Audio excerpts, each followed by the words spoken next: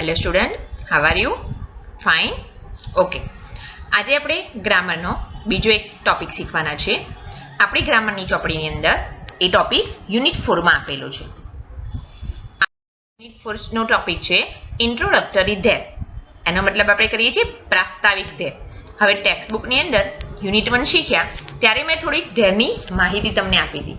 THERE ધેરનો મતલબ સામાન્ય રીતે આપણે ત્યાં એવું કરીએ છીએ, પણ જ્યારે વાક્યની શરૂઆતમાં આ ધેર વાપરવામાં આવે તો આપણે તેનો કોઈ જ અર્થ કરતા નથી. એનો મતલબ એમ થયો કે વાક્યમાં જ્યારે કોઈ અનિશ્ચિત એટલે કે અચોક્કસ, જેને નક્કી ના હોય અથવા ઓળખતા ના હોય એવા મનુષ્ય, પ્રાણી કે વસ્તુનો કર્તા તરીકે ઉપયોગ કર્યો હોય, એટલે કે એની વાત કરવાની હોય ત્યારે મોટે ભાગે વાક્યની શરૂઆત ધેરથી થાય છે. ઉદાહરણની મદદથી સમજીએ. જુઓ, ઉદાહરણમાં આપ્યું છે કે there is a boy in the classroom. મતલબ કે વર્ગખંડમાં એક વિદ્યાર્થી છે. એક હતો એટલે ધેરની જોડે is વાપરેલું છે. એ જ રીતે there are cows in the farm. ખેતરમાં ગાયો છે. cows બહુવચન છે એટલે શું વાપર્યું છે? અહીંયા are વાપર્યું છે. એ જ રીતે there was water in the jug. જગમાં પાણી હતું. was ભૂતકાળનું to be નું રૂપ છે એટલે કે જગમાં પાણી હતું. અને there were many people in the fair. મેળામાં ઘણા લોકો હતા. તો આ બધા જ વાક્યમાં જુઓ, વાક્યની શરૂઆત શેનાથી કરેલી છે? ધેરથી કરેલી છે. આ જ વાક્યને તમે આ ધેરનો ઉપયોગ ના કર્યો હોય તો આ રીતે લખી શકો, જેમ કે a boy is in the classroom. એનો ગુજરાતી અર્થ પણ વર્ગખંડમાં એક વિદ્યાર્થી છે એવો જ કરીએ છીએ. cows are in the farm. water was in the jug. many people were in the fair. એનો મતલબ એમ થયો કે જ્યારે વાક્યની શરૂઆતમાં ધેર વાપર્યું હોય અથવા તો ધેર વગરનું વાક્ય હોય, બંનેનો અર્થ શું થઈ જાય છે? એક જ થાય છે. એટલે ખબર પડી ગઈ કે નહીં? જ્યારે વાક્યની શરૂઆતમાં આપણે ધેર વાપર્યું હોય ત્યારે શું કરવાનું છે? ધેરનો કોઈ જ ગુજરાતી અર્થ કરતા નથી. જોઈએ કે ધેર પછી ટુ બી ના રૂપો તરીકે શું વાપરી શકાય છે. તો ધેર પછી ટુ બી ના રૂપો તરીકે is, are, was અને were નો ઉપયોગ થાય છે. is અને are એ વર્તમાનકાળના ટુ બી ના રૂપો છે. was અને were એ ભૂતકાળના ટુ બી ના રૂપો છે, જે આપણે શીખી ગયા છે. એનો આપણે ઉદાહરણ કરીને ઉપયોગ શીખીએ. there is an apple on the table. એટલે કે ટેબલ ઉપર સફરજન છે. અહીંયા એક વચનની વાત છે, એક જ એપલ છે એટલે ધેરની બાજુમાં આપણે is વાપર્યું છે. જો એક કરતા વધારે હોય તો આપણે શું વાપરીશું? are. જેમ કે there are many people at the railway station. Railway સ્ટેશને ઘણા માણસો છે. હવે જો વાક્ય ભૂતકાળમાં દર્શાવવાનું હોય તો આપણે was કે were નો ઉપયોગ કરીશું. જેમ કે there was a frog in the pond. તળાવમાં દેડકો હતો. અને there were marbles in the bottle. બોટલમાં લખોટીઓ હતી. તો there પછી આપણે ટુ બી ના રૂપો તરીકે is, are, was અને were વાપરીએ છીએ. હવે જોઈએ કે ક્યારે તમે is અને was વાપરશો અને ક્યારે તમે are અને were વાપરશો. તો ખાસ ધ્યાન રાખવાનું કે જો કર્તા એક વચન હોય તો આપણે શું વાપરવાનું? is અથવા તો was. પણ જો કર્તા બહુવચન હોય તો આપણે શું વાપરીશું ટુ બી ના રૂપ તરીકે? are અથવા તો were. ઉદાહરણ જુઓ. there were vehicles on the road. અહીંયા vehicles બહુવચન છે એટલે આપણે were વાપર્યું છે. તમે આ જ વાક્યને there are vehicles on the road એવું પણ લખી શકો છો. એ જ રીતે જો એક વચનનું વાક્ય છે તો there is a tiger in the cage. a tiger એક વચન છે એટલે is વાપર્યું છે. તમે there was a tiger in the cage એવું પણ લખી શકો છો, કારણ કે was પણ એક વચનમાં વાપરી શકાય છે. જો અહીંયા there was a gardener in the garden. માળી એક જ વ્યક્તિ છે એટલે આપણે was વાપર્યું છે. અને there are two dogs near the gate. તો dogs બહુવચન છે એટલે શું વાપર્યું છે? are. એટલે ધ્યાન શું રાખવાનું છે કે જો વાક્ય એક વચનમાં હોય તો is કે was બેમાંથી તમે ગમે તે વસ્તુ મૂકી શકો છો, અને જો બહુવચન હોય તો તમે are કે were મૂકી શકો છો. હવે પરીક્ષાની અંદર તમને આવી ખાલી જગ્યા પૂછાઈ શકે છે. જો તમને એવું કીધું હોય કે ભાઈ ખાલી જગ્યાની અંદર યોગ્ય ટુ બી નું રૂપ મૂકો. હવે તમને વાક્ય ભૂતકાળનું છે કે વર્તમાનકાળનું છે એવું કશું આપેલું નથી. જેમ કે અહીંયા તમને અહીંયા એવો કોઈ શબ્દ નથી આપ્યો કે જેના ઉપરથી ખબર પડે કે ભાઈ આ વાક્ય ભૂતકાળમાં હતું કે વર્તમાન કાળમાં છે, બરાબર? તો તમે એકવચનમાં is કે was બેમાંથી ગમે તે એક મૂકી શકો છો to be નું રૂપ, અને બહુવચનનું વાક્ય હોય તો are કે were મૂકી શકો છો. હા, પણ જો તમને એવું કહેવામાં આવે કે તમે is અને are મૂકો અથવા તો was અને were મૂકો તો એ જ મૂકવાનું છે. આટલી ખબર પડશે. ચાલો હવે થોડુંક આગળ જોઈએ. જો કર્તા તરીકે ગણી ના શકાય તેવી વસ્તુ હોય, એનો મતલબ કે આપણે કેટલીક વસ્તુઓને 1, 2, 3 એવું ગણી શકીએ છીએ. જેમ કે ચોકલેટ હોય તો 1 ચોકલેટ, 2 ચોકલેટ. એ જ રીતે તમે તમારી બુક્સ હોય તો એને 1 બુક, 2 બુક એવી ગણી શકો છો, બરાબર? પણ દૂધ છે, ચા છે, પાણી છે, એને ક્યારે એવું કહો છો ભાઈ 1 દૂધ, 2 દૂધ? ના, એને તમે 1 કપ દૂધ અથવા તો 500 ml દૂધ એવું કહો છો. એટલે જે વસ્તુ જથ્થામાં હોય, યાદ શું રાખવાનું કે જેને તમે 1, 2, 3 એવું ના ગણી શકતા હોય ને એવી વસ્તુ હોય ત્યારે તમારે is અથવા તો was વાપરવાનું છે. આવી વસ્તુઓ કઈ કઈ છે? તો મિલ્ક, ટી, વોટર, ઓઇલ. તમે તમારા ઘરમાં પણ જોજો ઘણી બધી એવી વસ્તુઓ છે કે જેને તમે 1, 2, 3 નથી ગણી શકતા. મોટે ભાગે જે પ્રવાહી વસ્તુઓ હોય છે એ ગણી શકાતી નથી. તો એ બધાની આગળ આપણે શું મૂકવાનું? is અથવા તો was. દાખલા તરીકે there is milk in the glass. હવે જો તમને મિલ્ક આપેલું હોય અને અહીંયા ખાલી જગ્યા આપેલી હોય કે there ખાલી જગ્યા milk in the glass, તો મિલ્ક એ ગણી ના શકાય એવી વસ્તુ છે, તો તમારે શું વાપરવું પડશે? is. સરસ. એ જ રીતે જુઓ there was water in this river last year. હવે અહીંયા ખાસ ધ્યાન રાખો, આ વાક્યમાં last year આપેલું છે. લાસ્ટ યર મતલબ ગયા વર્ષે, ભૂતકાળ થઈ ગયું, તો તમારે અહીંયા શું મૂકવું પડે? was જ મૂકવું પડે. પણ જો એવું જ હોય કે there ખાલી જગ્યા water in this river last year નથી આપેલું તો તમે there is પણ લખી શકો છો. આટલી ખબર પડશે. જો તમને વાક્યમાં આવો લાસ્ટ યર કે યસ્ટરડે કોઈ પણ ભૂતકાળ દર્શાવતો શબ્દ આપેલો હોય તો ખાસ was કે were વાપરવાનું. હવે જો આપણે હમણાં જ જોઈએ કે જ્યારે વાક્યની શરૂઆત there થી થશે ત્યારે આપણે શું કરીશું? એનો ત્યાં એવો અર્થ કરીશું નહીં, અને વાક્યની અંદર કર્તા એટલે કે ક્રિયા કરનાર જે આપી હોય ને એને આપણે અંગ્રેજીમાં કહીએ છીએ સબ્જેક્ટ. પડી ગઈ ખબર? સબ્જેક્ટ કોને કહીશું? તો આપણા વાક્યમાં ક્રિયા કરનાર જે પણ વ્યક્તિ આપેલી હોય એને આપણે કર્તા એટલે કે શું કહીએ છીએ? સબ્જેક્ટ કહીએ છીએ. હવે જો કોઈ પણ વ્યક્તિ, પ્રાણી, પક્ષી કે વસ્તુ વિશે જાણવા માટે આપણે એને પ્રશ્ન પૂછવો પડે, અને there વાળા વાક્યમાં પ્રશ્ન કઈ રીતે પૂછો છો? તો is there અથવા તો was there અથવા તો are there અથવા તો were there થી પૂછવામાં આવે છે. જેમ કે તમારે એવું પૂછવું છે કે શું પાંજરામાં પક્ષી છે? તો તમારે અંગ્રેજીમાં પૂછવું પડે is there a bird in the cage? એ તમે સવાલ પૂછ્યો છે કે ભાઈ પાંજરામાં પક્ષી છે. એ જ રીતે શું તળાવમાં દેડકા છે? તો દેડકા બહુવચન છે એટલે તમારે શું વાપરવું પડે? are there frogs in the pond? શું પૂછશો? are there frogs in the pond? એ જ રીતે તમારે એવું પૂછવું હોય કે ભાઈ શું કુંડામાં ફૂલ હતું? તો હતું એ ભૂતકાળ થઈ ગયું, પહેલા હતું એમ એક જ ફૂલની વાત છે એટલે આપણે વાપરીશું was there a flower in the pot?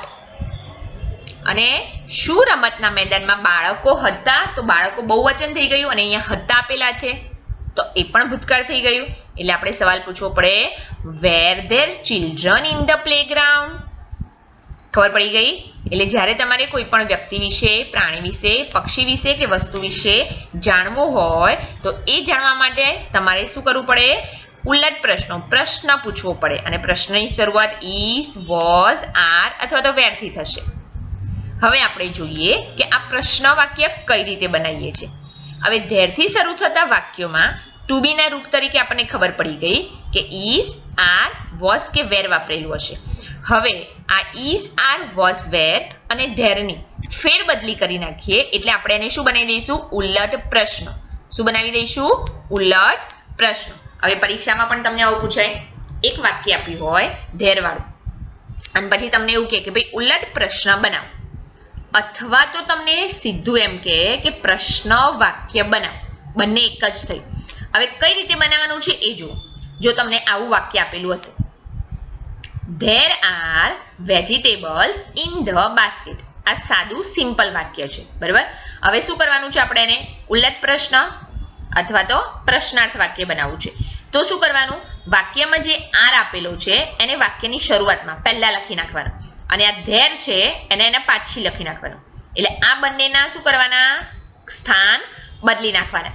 R છે એને વાક્યની શરૂઆતમાં લઈ દેવાનો, ધેર જે છે એને આરની જગ્યાએ લખી નાખવાનો, બાકીનું વાક્ય એમનું એમ અને પાછળ મૂકી દઈશું આપણે પ્રશ્નાર્થ ચિહ્ન. એટલે આપણો બની ગયું ઉલટ પ્રશ્ન અથવા તો પ્રશ્નાર્થ વાક્ય. પણ ખાસ ધ્યાન રાખવાનું છે કે જ્યારે વાક્યની શરૂઆતમાં આર મૂકો તો વાક્યની શરૂઆત હંમેશા કેપિટલ લેટર્સથી થાય. એટલે અહીંયા સ્મોલ હતો તો અહીંયા એ કેપિટલ કરી દેવાનો.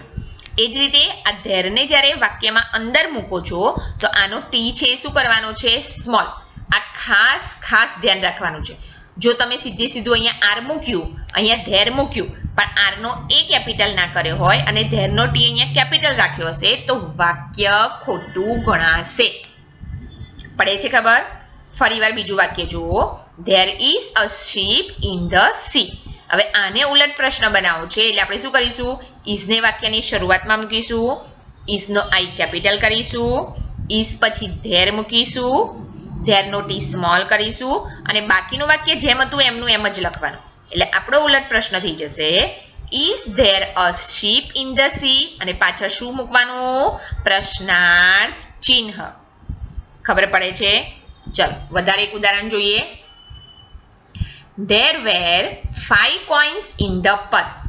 હવે અહીંયા વેર આપ્યું છે તો આપણે શું કરીશું, ઉલટ પ્રશ્ન બનાવવા વેરને વાક્યની શરૂઆતમાં લઈશું અને વેરનો ડબલ્યુ કેપિટલ કરીશું, ધેરને એના પછી મૂકીશું, ધેરનો ટી સ્મોલ કરીશું, બાકીનું વાક્ય એટલે 5 coins in the purse એમનું એમ લખી અને પાછળ મૂકી દઈશું પ્રશ્નાર્થ ચિહ્ન. આવડ્યું? હવે આ વાક્ય તમે બોલજો જવાબ જોયા વગર. અહીંયા છે વાક્ય there was milk in the jug. શું કરશો ઉલટ પ્રશ્ન બનાવવા, વોઝને શું કરીશું, વાક્યની શરૂઆતમાં મૂકીશું, વોઝનો ડબલ્યુ કેવું કરીશું, સરસ કેપિટલ કરીશું, વોઝ પછી શું મૂકીશું, ધેર મૂકીશું, ધેરનો ટી કેવો કરીશું, સ્મોલ કરીશું, બાકીનું વાક્ય એટલે કે મિલ્ક ઇન ધ જગ અને પાછળ શું મૂકી દઈશું, પ્રશ્નાર્થ ચિહ્ન. આવડે? આ શું કર્યું કહેવાય આપણે, તો ધેરવાળા વાક્યને ઉલટ પ્રશ્ન બનાવીશું. આટલું આવડશે? હવે આ તમે બનાવ્યો ઉલટ પ્રશ્ન. હવે એ તો થઈ ગયો પ્રશ્ન, તો કોઈ પણ પ્રશ્ન હોય એનો જવાબ આપવાનો થાય. હવે ઉલટ પ્રશ્નો જે છે એનો જ્યારે જવાબ આપવાનો થાય, કોઈ પણ સવાલનો આમ તો જવાબ આપવાનો હોય ને તો 2 જવાબ આવે, કાં તો હા અને કાં તો ના. એટલે કે યસ કે નો. હવે ધેરવાળા બીજો ઉલટ પ્રશ્નો છે એનો પણ યસ કે નોમાં જવાબ આપવો પડે. હવે જો તમારે જવાબ હકારમાં આપવો હોય તો તમારે યસ કહેવાનું. જો તમારે જવાબ નકારમાં આપવો હોય તો આપણે શું વાપરીશું, નો. હવે ધેરવાળા વાક્યમાં જ્યારે હકારમાં ટૂંકો જવાબ આપવાનો હશે ને તો આ રીતે થશે, યસ ધેર ઇઝ. યસમાં વાય કેપિટલ, યસ પછી કોમા અલ્પવિરામ કરવાનો અને ધેર ઇઝ. હવે આપણા વાક્યમાં જો ધેર ઇઝ હોય તો આપણે ધેર ઇઝ લખીશું. જો આપણા વાક્યમાં ધેર આર હોય તો એનો જવાબ આપતી વખતે લખીશું યસ ધેર આર. શું થઈ ગયું? આ ઉલટ પ્રશ્નોનો યસ એટલે કે હકારમાં ટૂંકો જવાબ. એ જ રીતે જો વાક્યમાં ધેર વોઝ વાપરેલું હોય તો આપણે એ વાક્યનો હકારમાં જવાબ આપવો હોય તો થઈ જશે યસ ધેર વોઝ. અને જો વાક્યમાં ધેર વેર આપેલું હોય તો આપણે શું લખવાનું, યસ ધેર વેર. ટૂંકમાં યાદ શું રાખવાનું છે કે હકારમાં ટૂંકમાં જવાબ આપવા યસ વાપરીશું, ધેરવાળું વાક્ય છે એટલે ધેર વાપરીશું, પછી વાક્યમાં જે આપ્યું હોય, ઇઝ આપ્યું હોય તો યસ ધેર ઇઝ, આર આપ્યું હોય તો યસ ધેર આર, વોઝ આપી હોય તો યસ ધેર વોઝ અને વેર આપી હોય તો યસ ધેર વેર. આવડે કે નહીં? સિમ્પલ છે ને? ચલો હવે એનો નકારમાં ટૂંકો જવાબ જોઈએ. નકારમાં આપણે વાપરવાનું છે નો. નો પછી પણ શું કરવાનું, કોમા. વાક્યમાં જો ઇઝ હોય તો આપણે લખીશું ઇઝન્ટ. એટલે જવાબ થઈ જશે નો ધેર ઇઝન્ટ. આ ઇઝન્ટ એ શું છે, ઇઝ નોટ નું ટૂંકું રૂપ છે. જો વાક્યમાં ધેર આર આપેલું હોય તો નકારમાં જવાબ આપણે આપવાનો નો ધેર આરન્ટ. શું આપવાનું? No there aren't. આરન્ટ એ શું છે? આર નોટ નું ટૂંકું રૂપ છે. એ જ રીતે આપણે ધેરવાળા વાક્યમાં ધેર વોઝ પણ આપેલું હતું. તો નકારમાં જવાબ આપીએ તો નો ધેર વોઝન્ટ. વોઝન્ટ એ વોઝ નોટ નું ટૂંકું રૂપ છે. અને જો વાક્યમાં ધેર વેર આપેલું હોય એનો નકારમાં ટૂંકો જવાબ આપવો હોય તો આપણે લખીશું નો ધેર વેરન્ટ. પડી ગઈ ખબર? આ શું થઈ ગયું? હકારમાં કે નકારમાં ટૂંકો જવાબ. હવે આપણે ઉદાહરણથી જોઈએ. જો તમને આવું વાક્ય આપેલું હશે, were there books on the shelf. પછી તમને પરીક્ષામાં કૌંસમાં એમ કે ભાઈ હકારમાં ટૂંકો જવાબ લખો. તો અહીંયા વેર આપેલું છે, ધેર આપેલું છે, તો હકારમાં ટૂંકો જવાબ આપણે શું લખવું પડશે? Yes there were. ખાસ ધ્યાન રાખજો, વેર ધેર નહીં લખી નાખવાનું, યસ ધેર વેર. એ જ રીતે જો અહીંયા છે is there a sandwich in the lunch box. તમને એવું કે આનો નકારમાં ટૂંકમાં જવાબ આપો તો તમે શું આપશો? No there. હવે અહીંયા ઇઝ આપેલું છે એટલે ઇઝન્ટ. શું લખવાનું? No there isn't. ચલો હવે જરાક તમે મને કહો કે આ જ વાક્ય છે કે is there a sandwich in the lunch box. આને મારે હકારમાં ટૂંકમાં જવાબ આપવો છે તો શું આપશો? Yes there is. શું આપીશું આપણે? Yes there is. ખબર પડે છે? અંદર જોયા વગર જરાક જાતે જવાબ બોલવાનો પ્રયત્ન કરજો. Was there a lion in the zoo. હકારમાં ટૂંકો જવાબ તો શું લખીશું? Yes there was. વાક્યમાં વોઝ છે એટલે યસ ધેર વોઝ. જો આને નકારમાં ટૂંકમાં જવાબ આપવો હોય તો નો ધેર વોઝન્ટ. શું કરવું પડે આપણે? નો ધેર વોઝન્ટ. એ જ રીતે અહીં જુઓ, અહીં આપ્યું છે are there 5 apples in the basket. તમારે નકારમાં ટૂંકો જવાબ આપવો છે તો આર છે એટલે આપણે શું વાપરીશું? આરન્ટ. નકાર છે એટલે નો ધેર આરન્ટ. શું આપીશું? No there aren't. જો હકારમાં આપવો હોય તો શું કહેતા આપણે? Yes there are. આપણે શું બોલે? Yes there are. એ જ રીતે વેર વાળું વાક્ય જો, were there mango trees in the field.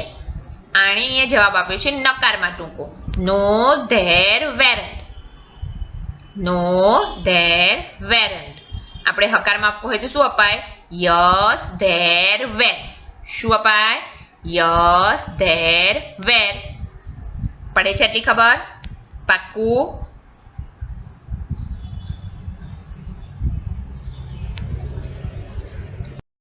હવે જો આપણે કદાચ તમે આવું શીખ્યા છો કે નજીકની વસ્તુ, પાસેની વસ્તુ હોય કે વ્યક્તિ હોય તો એ દર્શાવવા માટે THIS ધીસ એક વચનમાં હોય તો અને THES ધીસ બહુવચનમાં હોય તો વાપરીએ છીએ.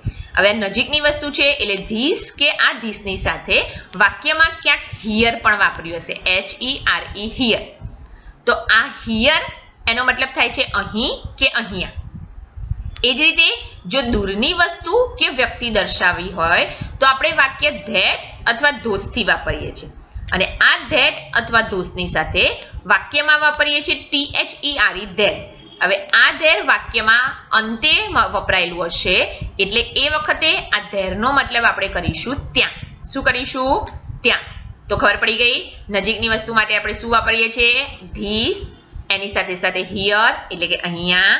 અને દૂરની વસ્તુ આપણે ધેટ કે ધોસથી દર્શાવી હશે અને એની સાથે વાપર્યું હશે ધેર એટલે કે ત્યાં. ઉદાહરણની મદદથી જુઓ, ધીસ ઇઝ માય હેટ એટલે કે આ મારો ટોપો છે.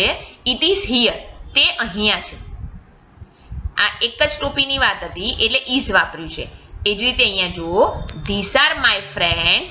ફ્રેન્ડ્સ બહુવચન છે એટલે આર વાપર્યું છે. આ મારા મિત્રો છે. ધે આર હિયર તેઓ અહીંયા છે.